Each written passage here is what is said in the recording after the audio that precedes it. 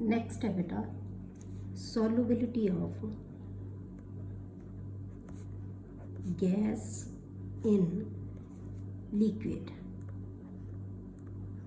Gas की solubility है जी liquid के किमें होगी, ठीक है बेटे। बहुत सारिया गैसेज है जड़ियाँ पानी के विच soluble होंदी है, जिमें ऑक्सीजन है पानी के विच घुली हुई होंदी है, इसे लिए जी इक्वेटिक लाइफ है वो पॉसीबल होंदी है, ठीक है। पर जी ऑक्सीजन है वो स्मॉल एक्सटेंट दे विच ही जी पानी दे विच सोलूबल होंदी है, पर जो HCl गैस है वो हाईली सोलूबल होंदी है।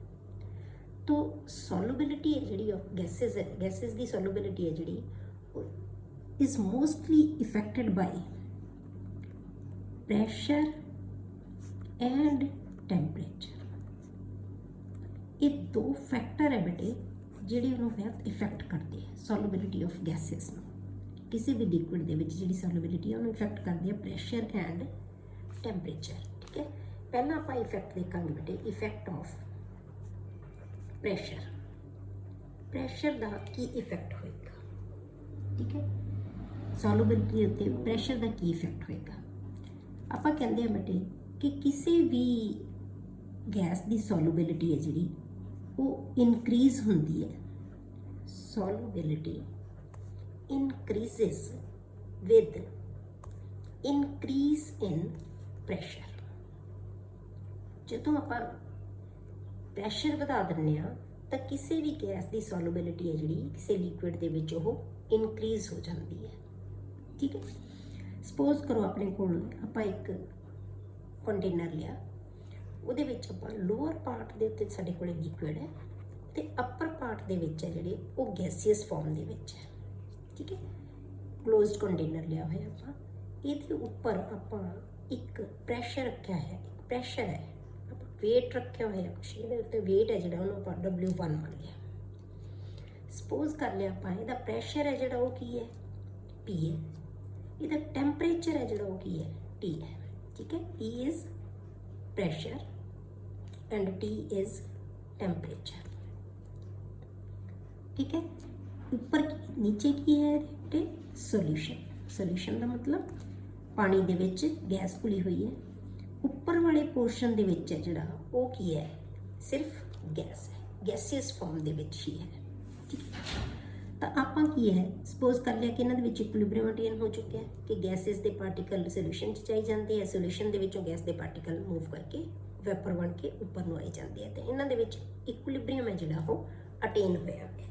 इस इक्विलिब्रियम नूं आपां की कहने बेटे dynamic equilibrium. There is dynamic equilibrium.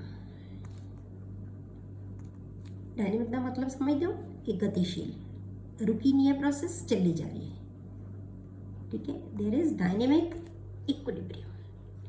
तो हम इन्हां कंडीशनस दे विच आपां की कहांगे बेटे जो डायनेमिक इक्विलिब्रियम आया होया दोनों दे विच गैस ते solution in gas in solution दोनों के विच जिहड़ा इक्विलिब्रियम आ गया उदों आपां की कहने कि रेट ऑफ गैसीयस पार्टिकल्स जिहड़े गैस के पार्टिकल्स है rate of gaseous particle entering the solution and leaving the solution. जिहड़े गैस के पार्टिकल एंटर कर रहे हैं सोल्यूशन के विच, ठीक है। जिहड़े पार्टिकल गैस नूं इतों सोल्यूशन नूं छड्ड के जा रहे हैं, entering the solution and leaving the solution phase is same, तो उन्हां दी रेट की हो जाएगी सेम। उसनूं आपां की कहांगे इक्विलिब्रियम। इक्विलिब्रियम उन्हां दे विच अटेन हो चुके, ठीक है।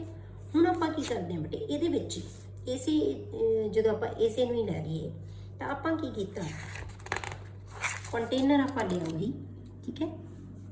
वही कंटेनर साडे कोल है, लोअर पोर्शन दे विच की है सोल्यूशन है, ठीक है। अपर पोर्शन दे विच की है गैस है। हुण आपां की कीता ये साडे कोले सीगा इत्थे असीं रखिया होया सी वेट W1 जिहदे करके प्रैशर सी गैस दा। हुण आपां की कीता बेटे इहदे विच आपां लिक्विड तो उन्ना ही रहेगा, हुण भी है कंप्रैस नहीं कर सकते आपां, पर जिहड़ा गैस उपर वाला पोर्शन सी उहदे उपर आपां वेट है जिहड़ा वो की करता वधाता, ठीक है। वेट वधाता मतलब की है इस पोर्शन नूं आपां घट करता, हुण वेट है जिहड़ा वो वध होएगा। सपोज करो आप W1 भी रखता प्लस W2 करता प्लस W3 करता, 3 वेट है जिहड़े इहदे उत्ते आपां रखते, ठीक है। इत्थे एक होर वेट रखता, ये वेट रखता, ये वेट रखता, ये उत्ते किन्ना सी इक्को ही वेट रखा होया सी आपां, ठीक है। वेट है जिहड़ा वो वध गया। ये वेट वधन नाल की होएगा बेटे कि जिहड़ा आपां प्रैशर है ओवर गैस का प्रैशर है जिहड़ा ओवर द सोल्यूशन वो की हो गया इनक्रीज हो गया by decreasing the volume of the gas. इस गैस के वॉल्यूम ਨੂੰ ਆਪਾਂ ਕੀ ਕਰਤਾ वेट ਨਾਲ डिक्रीज करता, ये वॉल्यूम घट गया। ਇਹਦੇ ਨਾਲ ਕੀ फर्क पएगा कि number of moles of the gas per unit area की हो गए इनक्रीज हो गए, ठीक है।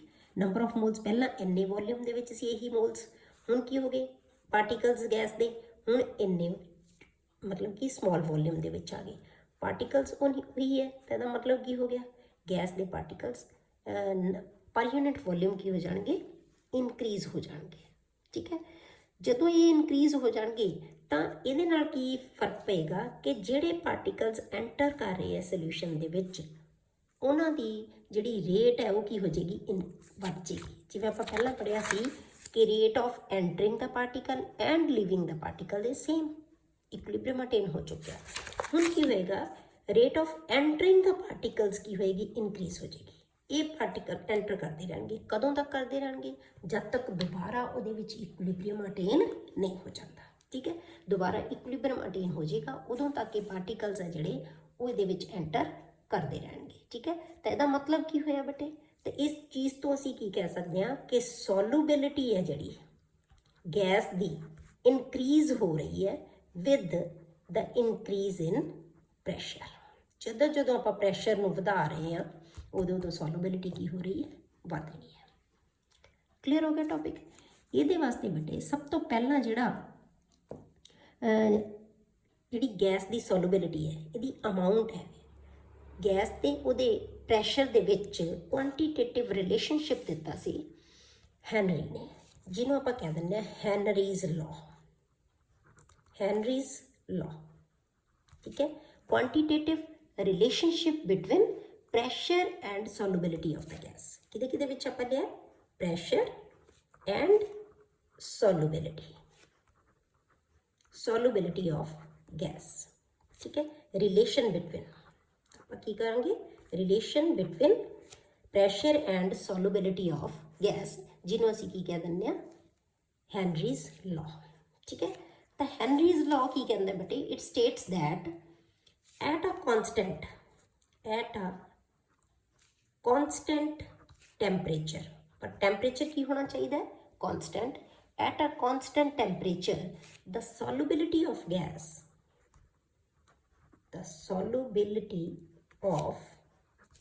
a gas कोई भी गैस जी आप लेनी है वो जी solubility है is directly proportional to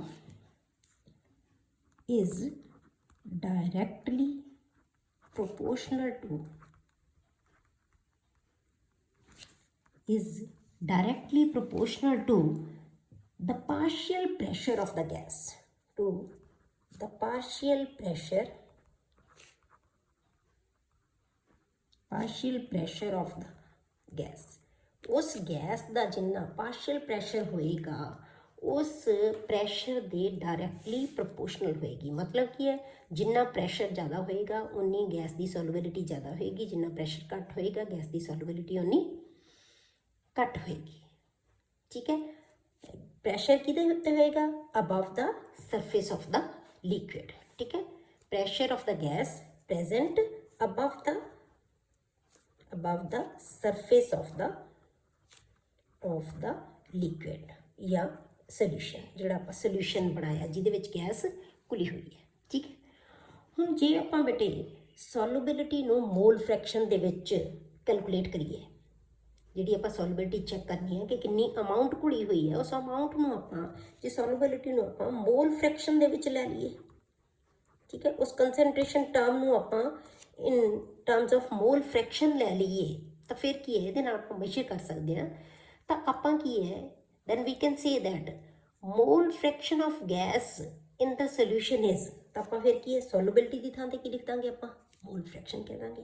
तो इत्थे आप साडी डेफिनेशन की आ जाएगी then solubility की थां ते आप की लिख देंगे then mole fraction of the gas is directly proportional to the partial pressure of the gas above the surface of the liquid. Solubility ਨੂੰ measure, solubility ਕੀ ਚੀਜ਼ ਹੈ ਬੇਟੇ? amount of gas dissolved. ਉਸ ਅਮਾਊਂਟ ਨੂੰ ਆਪਾਂ ਕਾਹਦੇ ਵਿੱਚ ਲੈ ਲਿਆ? ਮੋਲ ਫ੍ਰੈਕਸ਼ਨ ਦੇ ਵਿੱਚ ਲੈ ਲਿਆ। ਤਾਂ ਸਾਡੀ ਡੈਫੀਨੇਸ਼ਨ ਹੈ ਜਿਹੜੀ ਹੈਨਰੀ ਲਾਅ ਦੀ ਕੀ ਬਣ ਜਾਏਗੀ ਕਿ mall fraction of the gas is directly, ਕਿੰਨੀ ਗੈਸ ਦੀ ਮੋਲ ਫ੍ਰੈਕਸ਼ਨ ਹੈ ਜਿਹੜੀ ਸੋਲੂਬਲ ਹੋਈ ਵੀ ਹੈ, ਘੁਲੀ ਹੋਈ ਹੈ ਪਾਣੀ ਦੇ ਵਿੱਚ, ਠੀਕ ਹੈ, ਉਹ ਡਾਇਰੈਕਟਲੀ ਪ੍ਰੋਪੋਰਸ਼ਨਲ ਟੂ ਕੀ ਆਏਗੀ? Partial pressure of the gas above the surface of the liquid. Clear ਹੋ ਗਿਆ?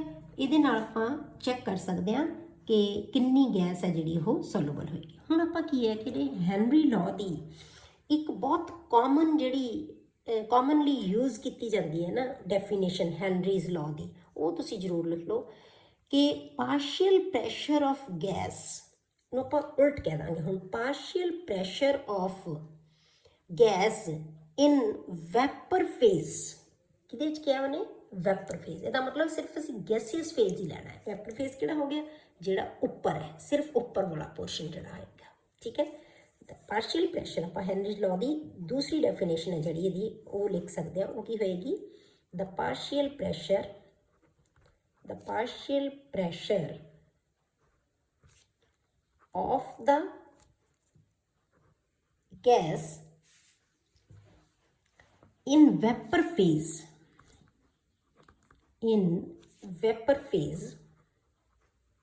ਜਿਹਨੂੰ ਆਪਾਂ ਕਾਹਦੇ ਨਾਲ ਲਿਖ ਸਕਦੇ ਹਾਂ ਬੇਟੇ?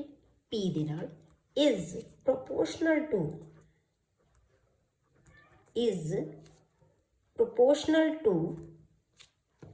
mole fraction,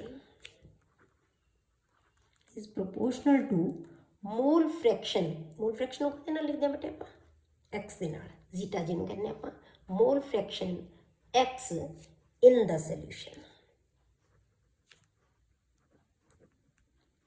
ਮਤਲਬ ਕੀ ਹੈ ਬੇਟੇ ਕਿ ਜਿਹੜੀ ਗੈਸ ਦਾ ਪ੍ਰੈਸ਼ਰ ਅਬਵ ਦਾ ਲਿਕੁਇਡ ਹੈ, ਇੱਥੇ ਪ੍ਰੈਸ਼ਰ ਹੈ ਜਿਹੜਾ ਗੈਸ ਦਾ, ਉਹ ਡਾਇਰੈਕਟਲੀ ਪ੍ਰੋਪੋਰਸ਼ਨਲ ਹੈ ਕਿ ਕਿੰਨੀ ਗੈਸ ਦੀ ਫ੍ਰੈਕਸ਼ਨ ਇਹਦੇ ਵਿੱਚ ਘੁਲੀ ਹੋਈ ਹੈ।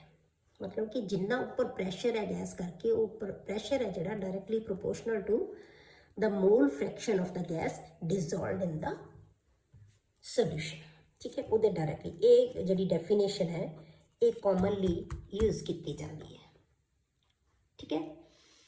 ਹੁਣ ਜੇ ਆਪਾਂ ਇਹਨੂੰ ਲਿਖਣਾ ਹੋਵੇ ਤਾਂ ਆਪਾਂ ਇਹਨੂੰ ਐਕਸਪ੍ਰੈਸ ਕਿਵੇਂ ਕਰਾਂਗੇ, ਠੀਕ ਹੈ? ਕਿਵੇਂ ਲਿਖਦੇ ਆਪਾਂ? ਤਾਂ pressure of the gas is directly proportional to mole fraction, ਠੀਕ ਹੈ। ਜੇ ਆਪਾਂ ਇਹਨੂੰ ਪ੍ਰੋਪੋਰਸ਼ਨੈਲਿਟੀ ਕੌਨਸਟੈਂਟ ਹਟਾ ਦਈਏ ਤਾਂ ਕੀ ਬਣ ਜਾਏਗਾ? P is equal to KH into X. KH ਕੀ ਚੀਜ਼ ਹੈ ਬੇਟੇ? ਹੈਨਰੀਜ਼ ਕੌਨਸਟੈਂਟ। ਇਹਨੂੰ ਆਪਾਂ ਕੀ ਕਹਿੰਦੇ ਹਾਂ? ਹੈਨਰੀਜ਼ ਕੌਨਸਟੈਂਟ। KH is ਹੈਨਰੀਜ਼ ਕੌਨਸਟੈਂਟ। ਕਲੀਅਰ ਹੋ ਗਿਆ? ਇਹ ਗੈਸੀਅਸ ਫੇਜ਼ ਦੇ ਵਿੱਚ ਲੈਣਾ ਬੇਟੇ, ਧਿਆਨ ਰੱਖਣਾ ਇਸ ਚੀਜ਼ ਨੂੰ। ਗੈਸੀਅਸ ਫਾਰਮ ਦੇ ਵਿੱਚ ਜਿਹੜਾ ਹੈਨਰੀ ਨੇ ਲਾਅ ਦਿੱਤਾ ਜਿਹੜਾ ਉਹ ਗੈਸੀਅਸ ਫਾਰਮ ਦਾ ਦਿੱਤਾ ਹੋਇਆ, ਠੀਕ ਹੈ। ਹੁਣ ਜੇ ਆਪਾਂ ਇਹਨਾਂ ਦੇ ਵਿੱਚ ਗ੍ਰਾਫ ਪਲਾਟ ਕਰੀਏ ਪਾਰਸ਼ੀਅਲ ਪ੍ਰੈਸ਼ਰ ਤੇ ਮੋਲ ਫ੍ਰੈਕਸ਼ਨ ਦੇ ਵਿੱਚ, ਉਹ ਕੀ ਆਉਂਦਾ ਹੈ? ਜੇ ਆਪਾਂ ਗ੍ਰਾਫ ਪਲਾਟ ਕਰਦੇ ਹਾਂ, ਇੱਕ ਪਾਸੇ ਆਪਾਂ ਕੀ ਲੈ ਲਿਆ? ਪਾਰਸ਼ੀਅਲ ਪ੍ਰੈਸ਼ਰ, ਠੀਕ ਹੈ। ਦੂਜੇ ਪਾਸੇ ਆਪਾਂ ਕੀ ਲੈ ਲਿਆ? ਮੋਲ ਫ੍ਰੈਕਸ਼ਨ, ਠੀਕ ਹੈ। ਤਾਂ ਇਹ ਗ੍ਰਾਫ ਹੈ ਜਿਹੜਾ ਉਹ ਕੀ ਆਉਂਦਾ ਹੈ? Straight line. ਆਪਾਂ ਕੀ ਕਿਹਾ? ਡਾਇਰੈਕਟਲੀ ਪ੍ਰੋਪੋਰਸ਼ਨਲ ਹੈ। ਹੈਨਰੀਜ਼ ਕੌਨਸਟੈਂਟ ਹੈ ਨਾ ਬੇਟੇ ਜਿਹੜੇ KH ਦੀ ਵੈਲਿਊ, ਇਹ ਡਿਫਰੈਂਟ ਗੈਸਿਸ ਲਈ ਡਿਫਰੈਂਟ ਹੁੰਦੀ ਹੈ, ਔਰ ਟੈਂਪਰੇਚਰ ਦੇ ਨਾਲ ਵੀ ਇਹ ਚੇਂਜ ਹੁੰਦੀ ਰਹਿੰਦੀ ਹੈ।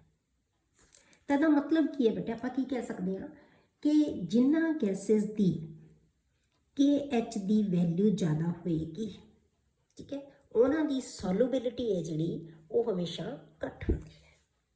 ਉਹਨਾਂ ਦੀ ਮੋਲ ਫ੍ਰੈਕਸ਼ਨ ਦੀ ਵੈਲਿਊ ਹੈ ਜਿਹੜੀ ਉਹ ਕੀ ਹੋਏਗੀ? ਘੱਟ, ਕਿਉਂਕਿ ਗੈਸ ਦਾ ਪ੍ਰੈਸ਼ਰ ਤਾਂ ਉਨਾ ਹੀ ਰਹਿਣਾ, ਠੀਕ ਹੈ। ਜੇ KH ਦੀ ਵੈਲਿਊ ਜ਼ਿਆਦਾ ਹੈ ਤਾਂ ਫਿਰ ਕੀ ਆਏਗੀ? X ਦੀ ਵੈਲਿਊ, ਜਿਹੜੀ ਡਿਜ਼ੋਲਵਡ ਗੈਸ ਹੈ ਉਹਦੀ ਵੈਲਿਊ ਹੈ ਜਿਹੜੀ, ਮਤਲਬ ਡਿਜ਼ੋਲਵਡ ਗੈਸ ਕਿਹਨੂੰ ਕਿਹਾ ਸੀ? ਮੋਲ ਫ੍ਰੈਕਸ਼ਨ, ਜਿਹੜੀ ਗੈਸ ਪਾਣੀ ਦੇ ਵਿੱਚ ਘੁਲੀ ਹੋਈ ਹੈ, ਉਹਦੀ ਅਮਾਊਂਟ ਹੈ ਜਿਹੜੀ ਉਹ ਕੀ ਹੋਏਗੀ? ਘੱਟ। ਦਾ ਮਤਲਬ ਸੋਲੂਬਿਲਿਟੀ ਉਹਦੀ ਘੱਟ ਹੋਏਗੀ। ਜਿਨ੍ਹਾਂ ਗੈਸਿਸ ਦੀ, ਕਿਹੜੀਆਂ ਗੈਸਿਸ ਘੱਟ ਘੁਲਦੀਆਂ? ਜਿਨ੍ਹਾਂ ਦੇ ਵਿੱਚ KH ਦੀ ਵੈਲਿਊ ਜ਼ਿਆਦਾ ਹੋਏਗੀ, ਠੀਕ ਹੈ। ਉਸ ਤੋਂ ਬਾਅਦ ਹੈ ਜਿਹੜਾ ਬੇਟੇ ਆਪਾਂ ਦੂਸਰਾ ਇਫੈਕਟ ਹੈ ਜਿਹੜਾ ਉਹ ਲੈਂਦੇ ਹਾਂ, ਇਫੈਕਟ ਆਫ ਟੈਂਪਰੇਚਰ। ਦੂਸਰਾ ਫੈਕਟਰ ਹੈ ਜਿਹੜਾ ਆਪਾਂ ਪਹਿਲਾਂ ਕੀ ਲਿਆ ਸੀ? ਪ੍ਰੈਸ਼ਰ ਦਾ ਇਫੈਕਟ। ਦੂਸਰਾ ਆਪਾਂ ਕੀ ਲਵਾਂਗੇ? Effect of pressure, sorry, temperature. Effect of temperature on the solubility of the gas in liquid. Temperature the Ki effect ਹੋਏਗਾ? ਇਹ ਇਫੈਕਟ ਕੀ ਹੈ ਬੇਟੇ ਕਿ solubility of gases, ਤਾਂ ਆਪਾਂ ਕੀ ਕਹਿੰਦੇ ਆ, solubility of gases decreases with increase in temperature. Temperature ਦੇ ਵਧਾਉਣ ਨਾਲ ਸੋਲੂਬਿਲਿਟੀ ਹਮੇਸ਼ਾ ਕੀ ਹੁੰਦੀ ਹੈ? ਡਿਕਰੀਜ਼ ਹੁੰਦੀ ਹੈ, ਘਟ ਜਾਂਦੀ ਹੈ। ਠੀਕ ਹੈ, ਜੇ ਆਪਾਂ ਐਗਜ਼ਾਮਪਲਸ ਕਰਾਂਗੇ ਤਾਂ ਤੁਹਾਨੂੰ ਸਮਝ ਆਏਗੀ। ਹੁਣ ਆਪਾਂ ਟੈਂਪਰੇਚਰ ਦੇ ਇਫੈਕਟ ਨੂੰ ਸ਼ੋ ਕਰਨ ਵਾਸਤੇ ਆਪਾਂ ਕੀ ਕਹਿ ਸਕਦੇ ਹਾਂ ਬੇਟੇ ਕਿ ਜਿਨ੍ਹਾਂ ਗੈਸਿਸ ਦੀ KH ਦੀ ਵੈਲਿਊ, KH ਦੀ ਵੈਲਿਊ ਹਮੇਸ਼ਾ ਕੀ ਹੁੰਦੀ ਹੈ? ਟੈਂਪਰੇਚਰ ਦੇ ਵਧਣ ਨਾਲ KH ਦੀ ਵੈਲਿਊ ਕੀ ਹੋ ਜਾਂਦੀ ਹੈ ਬੇਟੇ? ਵੱਧ ਜਾਂਦੀ ਹੈ। ਕਿਸੇ ਵੀ ਗੈਸ ਦੀ ਜਿੰਨੀ ਵੀ ਵੈਲਿਊ ਮਰਜ਼ੀ ਹੋਵੇ, ਜਦੋਂ ਅਸੀਂ ਉਹਦਾ ਟੈਂਪਰੇਚਰ ਇਨਕਰੀਜ਼ ਕਰ ਦਾਂਗੇ, ਜਦੋਂ ਅਸੀਂ ਟੈਂਪਰੇਚਰ ਨੂੰ ਇਨਕਰੀਜ਼ ਕਰਦੇ ਹਾਂ ਤਾਂ KH ਦੀ ਵੈਲਿਊ ਕੀ ਹੋ ਜਾਂਦੀ ਹੈ ਬੇਟੇ? ਤਾਂ KH ਹੈ ਜਿਹੜਾ ਉਹਦਾ ਕੀ ਹੋ ਜਾਂਦਾ ਹੈ? ਇਨਕਰੀਜ਼ ਹੋ ਜਾਂਦਾ ਹੈ with the increase in temperature. ਜਦੋਂ KH ਦੀ ਵੈਲਿਊ ਵੱਧ ਗਈ ਤਾਂ ਇਹਦਾ ਮਤਲਬ ਕੀ ਹੋ ਗਿਆ ਬੇਟੇ? ਸੋਲੂਬਿਲਿਟੀ ਘਟ ਜਾਏਗੀ। KH ਵੈਲਿਊ ਵੱਧ ਗਈ ਤਾਂ ਸੋਲੂਬਿਲਿਟੀ ਹੈ ਜਿਹੜੀ ਕੀ ਹੋ ਜਾਏਗੀ? ਸੋਲੂਬਿਲਿਟੀ ਵਿਲ ਡਿਕਰੀਜ਼। ਠੀਕ ਹੈ, ਤਾਂ ਟੈਂਪਰੇਚਰ ਦੇ ਵਧਣ ਨਾਲ ਸੋਲੂਬਿਲਿਟੀ ਘਟ ਜਾਂਦੀ ਹੈ। ਕਲੀਅਰ ਹੋ ਗਿਆ? ਜੇ ਆਪਾਂ ਹੁਣ ਹੈਨਰੀਜ਼ ਲਾਅ ਦੀਆਂ ਐਪਲੀਕੇਸ਼ਨਸ ਦੇਖਣੀਆਂ ਹਨ, ਠੀਕ ਹੈ, ਤਾਂ ਆਪਾਂ ਕੀ ਐਪਲੀਕੇਸ਼ਨਸ ਦੇਖਦੇ ਹਾਂ? ਜਿਵੇਂ ਬੇਟੇ ਸਾਡੇ ਕੋਲੇ ਸੌਫਟ ਡਰਿੰਕਸ ਹੁੰਦੇ ਆ, ਆਪਾਂ ਲੈਂਦੇ ਹਾਂ ਸੌਫਟ ਡਰਿੰਕਸ। ਸੌਫਟ ਡਰਿੰਕਸ ਦੇ ਵਿੱਚ ਕੀ ਘੁਲੀ ਹੋਈ ਹੁੰਦੀ ਹੈ ਬੇਟੇ? CO2। ਹੁਣ ਆਪਾਂ ਕਹਿੰਦੇ ਹਾਂ ਕਿ ਉਹਨਾਂ ਦੇ ਵਿੱਚ ਜ਼ਿਆਦਾ CO2 ਘੋਲਣੀ ਹੋਵੇ ਤਾਂ ਆਪਾਂ ਕੀ ਕਰਦੇ ਹਾਂ? ਉਹਨਾਂ ਨੂੰ ਅੰਡਰ ਪ੍ਰੈਸ਼ਰ ਹੈ ਜਿਹੜਾ, ਅੰਡਰ ਪ੍ਰੈਸ਼ਰ ਉਹਨਾਂ ਨੂੰ ਕੀ ਕੀਤਾ ਜਾਂਦਾ ਹੈ? ਸੀਲ ਕੀਤਾ ਜਾਂਦਾ ਹੈ। ਆਪਾਂ ਅੰਡਰ ਪ੍ਰੈਸ਼ਰ ਸੀਲ ਕਰ ਦਿੰਦੇ ਹਾਂ ਬੋਟਲਸ ਨੂੰ, ਤਾਂ ਉਹਨਾਂ ਦੇ ਵਿੱਚ ਜਿਹੜੀ ਘੁਲੀ ਹੋਈ ਗੈਸ ਹੁੰਦੀ ਹੈ ਉਹ ਕੀ ਹੁੰਦੀ ਹੈ? ਜ਼ਿਆਦਾ ਹੁੰਦੀ ਹੈ। ਪਰ ਜਦੋਂ ਆਪਾਂ ਉਹਨਾਂ ਨੂੰ ਖੋਲ੍ਹਦੇ ਹਾਂ, ਉਹਦੀ ਲਿਡ ਨੂੰ ਖੋਲ੍ਹਦੇ ਹਾਂ ਤਾਂ ਕੀ ਹੋਏਗਾ? ਪ੍ਰੈਸ਼ਰ ਨੂੰ ਅਸੀਂ ਡਿਕਰੀਜ਼ ਕਰ ਰਹੇ ਹਾਂ। ਜਦੋਂ ਪ੍ਰੈਸ਼ਰ ਡਿਕਰੀਜ਼ ਹੋਏਗਾ ਤਾਂ ਸੋਲੂਬਿਲਿਟੀ ਕੀ ਹੋ ਜਾਏਗੀ? Will decrease. ਇਸ ਕਰਕੇ ਆਪਾਂ ਨੂੰ ਫਿਸ ਦੀ ਆਵਾਜ਼ ਆਉਂਦੀ ਹੈ ਜਦੋਂ ਅਸੀਂ, ਕਿਉਂਕਿ ਗੈਸ ਇੱਕਦਮ ਜਿਹੜੀ ਹੈ ਉਹ ਬਾਹਰ ਨਿਕਲਦੀ ਹੈ। ਕਲੀਅਰ ਹੋ ਗਿਆ? ਦੂਸਰੀ ਤੁਸੀਂ ਇਹਦੀ ਐਪਲੀਕੇਸ਼ਨ ਹੈ ਜਿਹੜੀ ਉਹ ਕੀ ਲੈ ਸਕਦੇ ਹੋ? ਸਕੂਬਾ ਡਾਈਵਰਸ ਦੀ। ਸਕੂਬਾ ਡਾਈਵਰਸ ਕੀ ਹੁੰਦੇ ਆ ਬੇਟੇ? ਆਪਣੇ ਨਾਲ ਗੈਸ ਲੈ ਕੇ ਜਾਂਦੇ ਆ। ਗੈਸ ਉਹਨਾਂ ਦੇ ਵਿੱਚ ਕੀ ਹੁੰਦੀ ਹੈ? ਕਿਉਂਕਿ ਪ੍ਰੈਸ਼ਰ ਵੱਧ ਜਾਂਦਾ ਹੈ। ਜਦੋਂ ਪ੍ਰੈਸ਼ਰ ਵੱਧ ਜਾਂਦਾ ਹੈ, ਸਾਹ ਲੈਣ ਲਈ ਉਹਨਾਂ ਕੋਲ ਗੈਸ ਹੁੰਦੀ ਹੈ, ਗੈਸ ਦੇ ਸਿਲੰਡਰ ਹੁੰਦੇ ਆ। ਠੀਕ ਹੈ, ਜਦੋਂ ਨੀਚੇ ਨੂੰ ਜਾਂਦੇ ਆ ਉਹ ਸੀ ਦੇ ਵਿੱਚ ਤਾਂ ਕੀ ਹੋਏਗਾ? ਪ੍ਰੈਸ਼ਰ ਵੱਧ ਜਾਂਦਾ ਹੈ। ਜਦੋਂ ਪ੍ਰੈਸ਼ਰ ਵਧੇਗਾ ਤਾਂ ਫਿਰ ਕੀ ਹੋਏਗਾ? ਗੈਸ, ਜਿੰਨਾ ਪ੍ਰੈਸ਼ਰ ਵਧੇਗਾ ਗੈਸ ਹੈ ਜਿਹੜੀ ਉਹਨਾਂ ਦੇ ਬਲੱਡ ਦੇ ਵਿੱਚ ਜ਼ਿਆਦਾ ਘੁਲੀ ਜਾਏਗੀ, ਜ਼ਿਆਦਾ ਗੈਸ ਹੋ ਜਾਏਗੀ। ਪਰ ਜਦੋਂ ਉੱਪਰ ਆਉਂਦੇ ਇੱਕਦਮ ਤਾਂ ਗੈਸ ਹੈ ਜਿਹੜੀ ਪ੍ਰੈਸ਼ਰ ਰਿਲੀਜ਼ ਹੋ ਜਾਂਦਾ ਹੈ, ਪ੍ਰੈਸ਼ਰ ਘਟ ਜਾਂਦਾ ਹੈ ਤਾਂ ਗੈਸ ਹੈ ਜਿਹੜੀ ਉਹ ਬਾਹਰ ਆਏਗੀ। ਉਹ ਬਾਹਰ ਕਿਵੇਂ ਆਉਂਦੀ ਹੈ ਬੇਟੇ? ਇਨ ਦਾ ਫਾਰਮ ਆਫ ਬਬਲਸ ਆ ਜਾਂਦੀ ਹੈ। ਤਾਂ ਫਿਰ ਕੀ ਹੈ? ਸਾਡੀਆਂ ਵੇਨਸ ਦੇ ਵਿੱਚ ਉਹ ਜਿਹੜੇ ਬਬਲਸ ਹੈ ਉਹ ਕੀ ਹੈ? ਉਹਨਾਂ ਨੂੰ ਰੋਕ ਦਿੰਦੇ, ਰੁਕਾਵਟ ਬਣ ਜਾਂਦੀ ਹੈ ਉਹਨਾਂ ਦੇ ਵਿੱਚ, ਤਾਂ ਉਹਨਾਂ ਨੂੰ ਅਸੀਂ ਕੀ ਕਹਿ ਦਿੰਦੇ ਹਾਂ? ਬੈਂਡਸ ਕਹਿ ਦਿੰਦੇ ਹਾਂ, ਜਿਹਦੇ ਨਾਲ ਸਾਨੂੰ ਮਤਲਬ ਕਈ ਵਾਰੀ ਬੰਦੇ ਦੀ ਡੈਥ ਵੀ ਹੋ ਜਾਂਦੀ ਹੈ। ਠੀਕ ਹੈ, ਤਾਂ ਇਸ ਚੀਜ਼ ਨੂੰ ਰੋਕਣ ਲਈ ਅਸੀਂ ਇਸ ਲਾਅ ਨੂੰ ਇੰਪਲੀਮੈਂਟ ਕਰ ਸਕਦੇ ਹਾਂ ਕਿ ਆਪਾਂ ਉਹ ਗੈਸ ਲੈ ਲਓ ਜਿਹੜੀ ਘੱਟ ਘੁਲੇ, ਤਾਂ ਉਹਦੇ ਵਿੱਚ ਨਾਲ ਮਿਕਸ ਕਿਹੜੀ ਗੈਸ? ਕਿ ਨਾਈਟ੍ਰੋਜਨ ਦੇ ਨਾਲ ਫਿਰ ਮਿਕਸ ਕਿਹੜੀ ਗੈਸ ਕਰ ਦਿੰਦੀ ਹੈ? ਹੀਲੀਅਮ ਗੈਸ ਮਿਕਸ ਕਰ ਦਿੰਦੀ ਹੈ। ਠੀਕ ਹੈ, ਤਾਂ ਅਸੀਂ ਇਹਨੂੰ ਯੂਜ਼ ਕਰ ਸਕਦੇ ਹਾਂ ਹੈਨਰੀ ਲਾਅ ਨੂੰ ਆਪਣੀ ਡੇਲੀ ਲਾਈਫ 'ਤੇ